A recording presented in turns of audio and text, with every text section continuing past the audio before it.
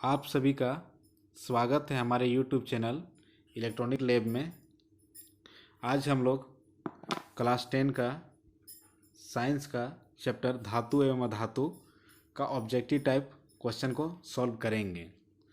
तो हम लोग देखेंगे, सबसे पहला क्वेश्चन हमारा है कि धातुओं में उनमें कौन सा गुण नहीं होता है। हम लोग जानते हैं कि धातुओं में तन्यता होता है, यानी उसे तार के रूप में खींच सकते हैं।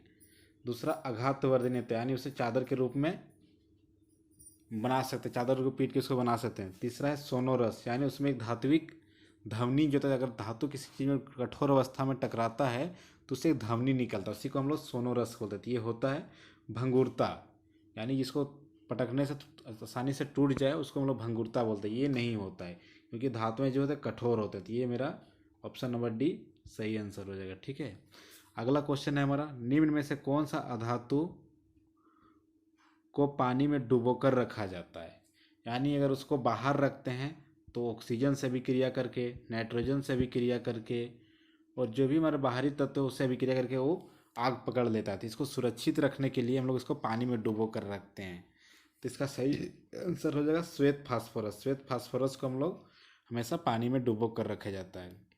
लाल फास्फोरस इसलिए नहीं, कि लाल फास्फोरस जो हमारे मैच बॉक्स, जो माचिस का बॉक्स होता है उसमें होता है, देखते हैं आसानी से हमारा वायुमंडल में रहता है, उसमें कुछ नहीं होता है।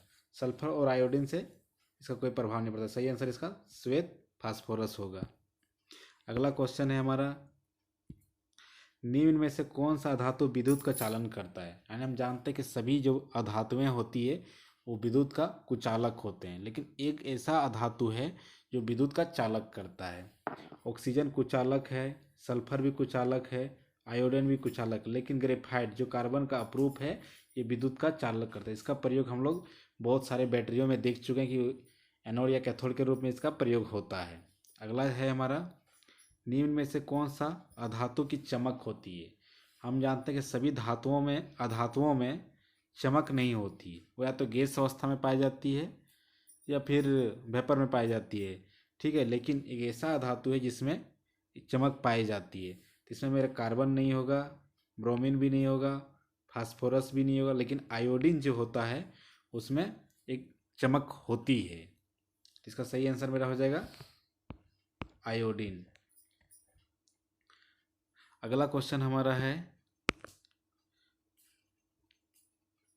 निम्न में से कौन सा अधातु कमरे के ताप पर द्रव अवस्था होता है। हम जानते हैं कि अधातुएं जो होती है हमेशा लगभग गैसीय अवस्था में पाई जाती है, लेकिन एक जो अधातु होता है वो कमरे के ताप पर द्रव होता है। वो उसका सही आंसर होगा ब्रोमीन। कार्बन नहीं होता है, फास्फोरस भी नहीं होता, आयोडीन भी नहीं होता, इसका आंसर ब्रोमीन होगा। अगला जो क्वेश्चन हमारा, समान धातुएं समान क्षारीय ऑक्साइड बनाती है, परंतु निम्नलिखित में से कौन सी धातु उभयधर्मी ऑक्साइड बनाते हैं।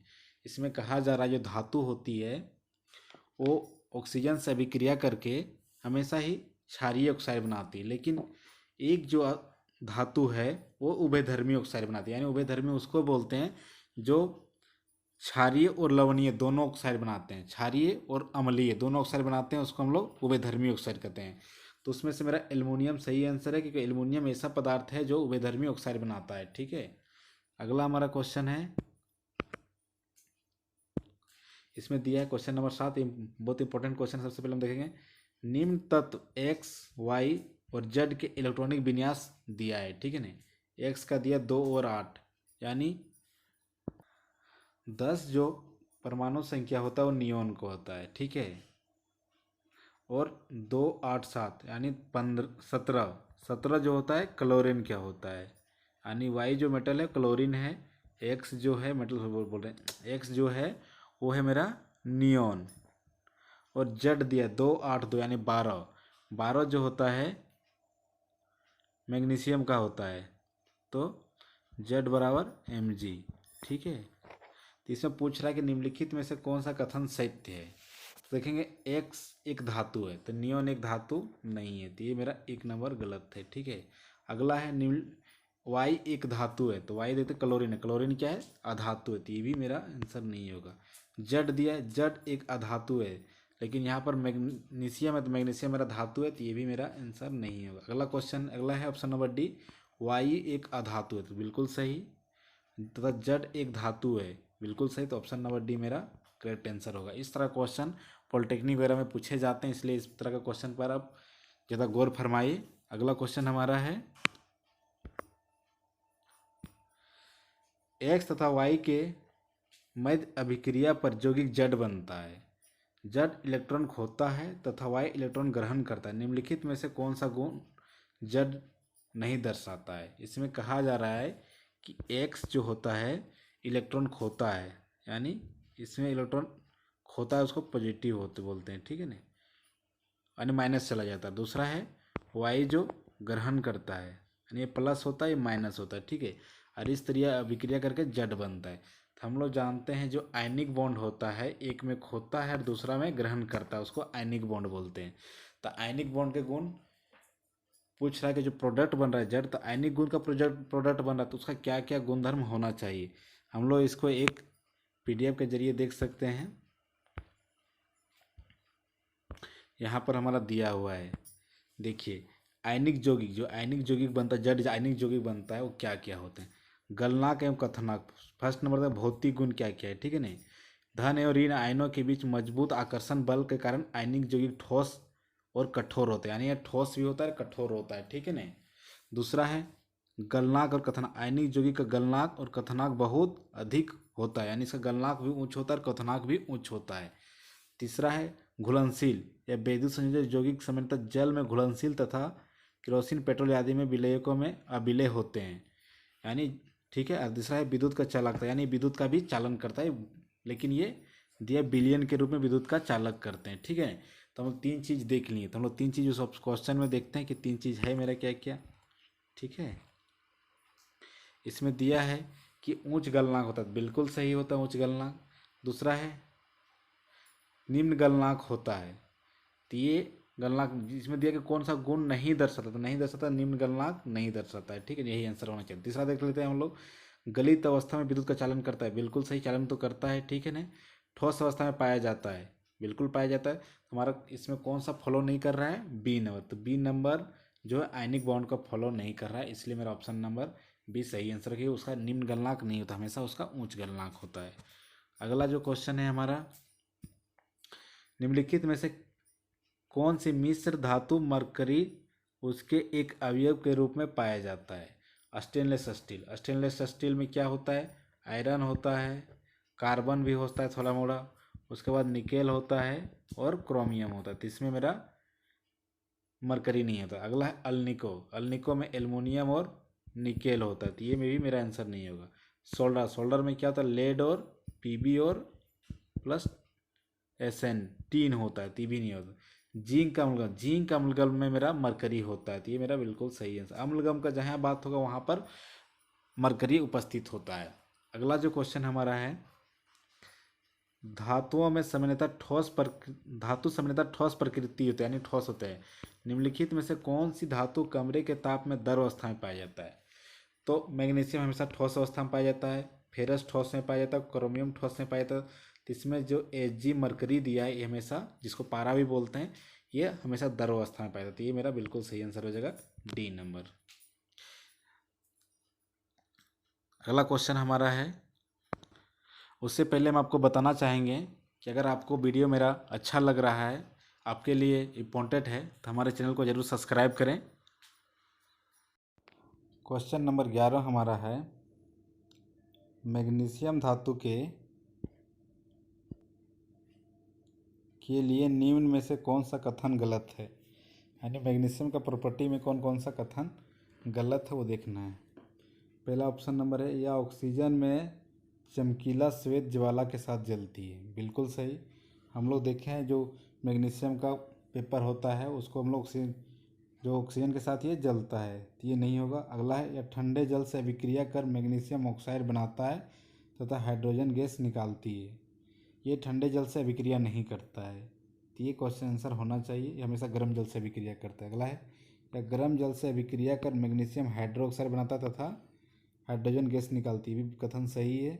या भाप से अभिक्रिया कर मैग्नीशियम हाइड्रोक्साइड बनाती तथा हाइड्रोजन गैस निकालती, ये भी सही है, यानी गर्म जल और भाप से अभिक्रिया करता है, लेकिन यह ठंडे जल से अभिक्रिया नहीं करता है। तो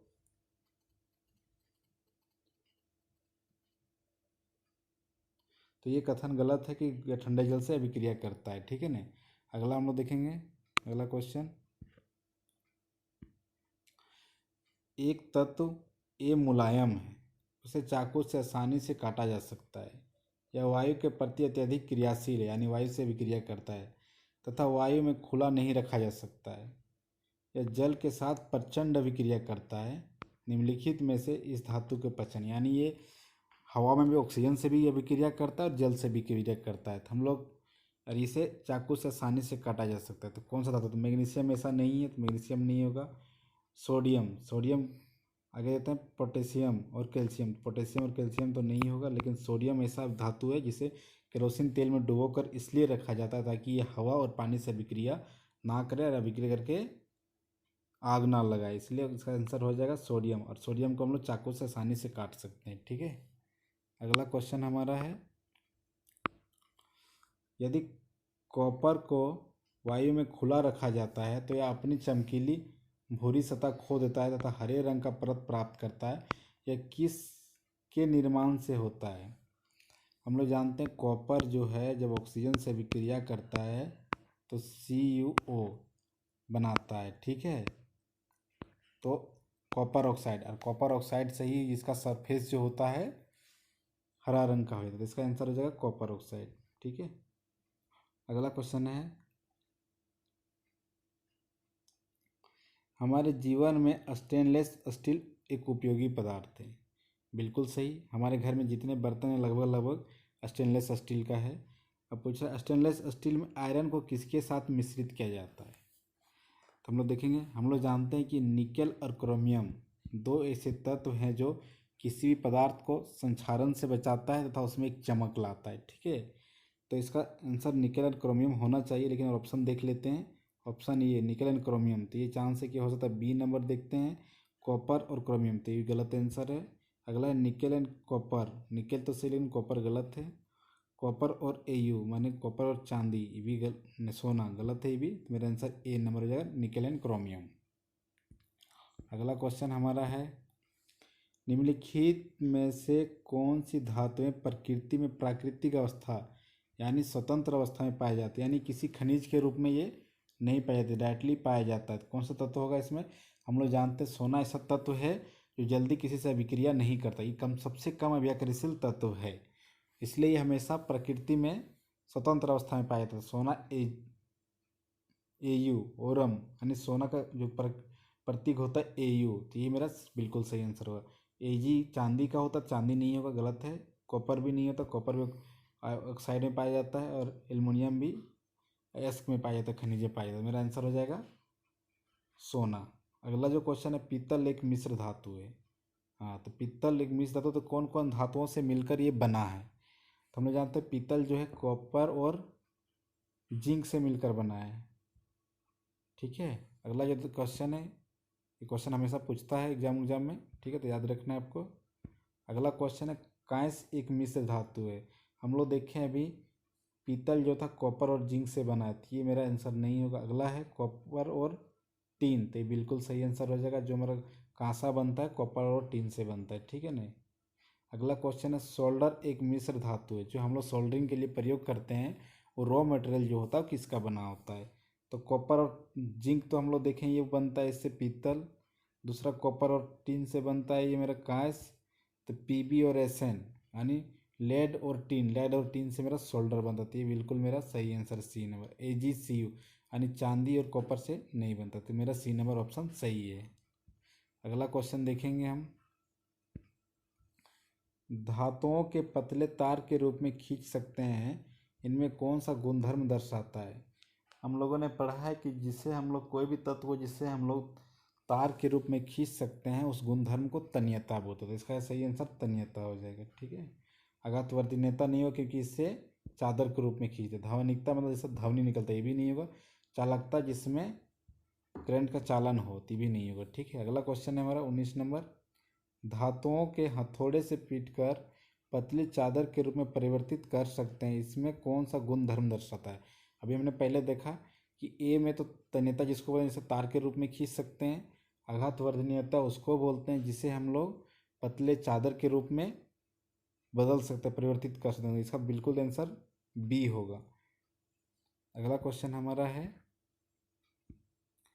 सबसे तन्य धातु क्या है? तो हम लोग जानते हैं कि सोना सबसे तन्य धातु है। इसको हम लोग बहुत लंबे तक तार के रूप में, इसको बहुत पतले तार के रूप में इसको हम लोग खींच सकते हैं। इसलिए सोना का प्रयोग आप लोगों ने देखा होगा कि जो गहने उन्हें बनाया जाता है सोने के बनाए जाते हैं ज़्यादातर। ठीक है, इसका आंसर ये होगा सोना। अगला, विद्युत का सबसे अच्छा चालक कौन है? ये भी सोना ही है, विद्युत का सबसे अच्छा चालक सोना है।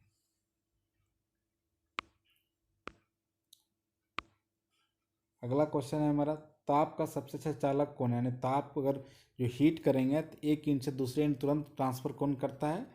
तो इसमें कॉपर करता है। इसलिए देखिए कॉपर का प्रयोग हम लोग एसी वगैरह में उसको ठंडा करने के लिए इसका कॉपर का प्रयोग करते हैं। कॉपर का रोड, कॉपर का ट्यूब उसमें रहता है। ठीक है। अगला है, सबसे अधिक आघात वर्धनीयता गुणधर्म किस धातु में होता है? इसमें भी सोना ही होगा। सबसे अधिक आघात वर्धनीयता सोना में ही होता है। यानी सोना में अधिक चालकता हो गया फर्स्ट, चालकता, तन्यता, तन्यता और अभी आघात वर्धनीयता, वर्धनीयता। ठीक है। उसके बाद इसमें एक और गुणधर्म है कि ये स्वतंत्र अवस्था में पाया जाता है। इसमें जंग लगने की बहुत कम चांस रहता है। ठीक है। इसलिए इसको हम लोग गहने के रूप में प्रयोग करते हैं, क्योंकि इसमें जंग नहीं लगता, जैसे है वैसे रहता है। दूसरे, इसको आसानी से हम लोग पतला मोटा कर सकते हैं ताकि गहना बनाने में इजी होता है। इसलिए इसका प्रयोग ज्वेलरी लोग में ज़्यादा किया जाता है। अगला क्वेश्चन हमारा है, अंतिम क्वेश्चन है कि निम्न में से कौन सा तत्व ठंडे जल या गर्म जल से अभिक्रिया नहीं करता? यहाँ पर आया होगा, या गर्म जल से अभिक्रिया नहीं करता, केवल भाप से अभिक्रिया करता है। हम लोग जानते हैं कि कुछ कम अभिक्रियाशील तत्व होते हैं, जैसे फेरस वगैरह, आयरन वगैरह, तो ये हमेशा कम अभिक्रियाशील होते हैं। इसलिए ये ठंडे जल से अभिक्रिया नहीं करते। इसको अभिक्रिया करने के लिए उसको भाप रूप में परिवर्तित किया जाता, तभी ये अभिक्रिया। इसका ऑप्शन सी हो जाएगा। तो हम लोग अभिक्रियाशील तत्व एक बार देख लेते हैं कि कौन कौन सा कम अभिक्रियाशील तत्व है। तो ये मेरे पास एक बुक का एक पार्ट मेरे पास है, तो उसको हम लोग देखते हैं।